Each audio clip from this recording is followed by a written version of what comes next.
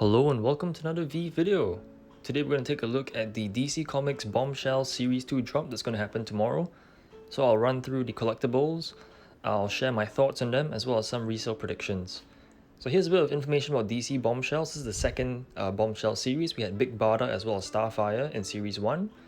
And yeah, it's a bunch of statues inspired by 1940s pinup art and modern day rockability culture. The first collectible we have in this series is a Harley Quinn. This is not the first Harley Quinn. We've seen several Harley Quinns in previous Veve drops. Not a fan of this design. Looks pretty creepy to me. There's a backdrop with like a Joker in like a carnival setting. Pretty sinister looking. This is going to cost you 60 gems. There's 6,666 of them. And this is going to be the rare. Compared to the Givenchy and Serial Killer drops, this rare has significantly higher quantity numbers. And the last time we had like 6,800 rares, that was in the Batman Black and White Series 5 as well as DC Cover Gold drops. Those didn't do well in the resale market, they're both under retail price. But I guess because there's only 2 collectibles to make this full set, and Harley Quinn has quite a few fans, I think this should sell better. The only other collectible we have in this drop is Death. So this is Death itself, ultra rare, Neil Gaiman's The Sandman. I've heard of it but I never read it. And this is the first appearance of this character. It's going to cost you 90 gems retail price, and there are 2,666 of them available. So that is lower than like Supergirl and Mike Mignola's Batman, but it's still higher than like ultra rares in the past 2 drops.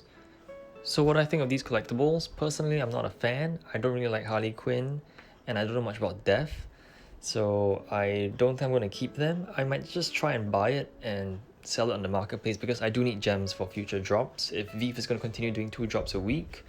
For comparison's sake, Big Barda and Starfire, those are the Series 1 Bombshell collectibles. They're going for like 700 gems cheapest right now, and those had like 1,000 quantities released, so that's quite a bit lower. I'm going to predict that Harley Quinn would go for about 80 gems right after the drop, so about a 20 gem profit. She'll do better than Mira, I'm pretty sure about that, but she won't do very well either. I think the benefit is because there's no uncommon and common in this drop, so everyone's going to go for either Harley Quinn or Death. And yeah, you need 2 collectibles to complete the full set, so there are people who would want Harley Quinn.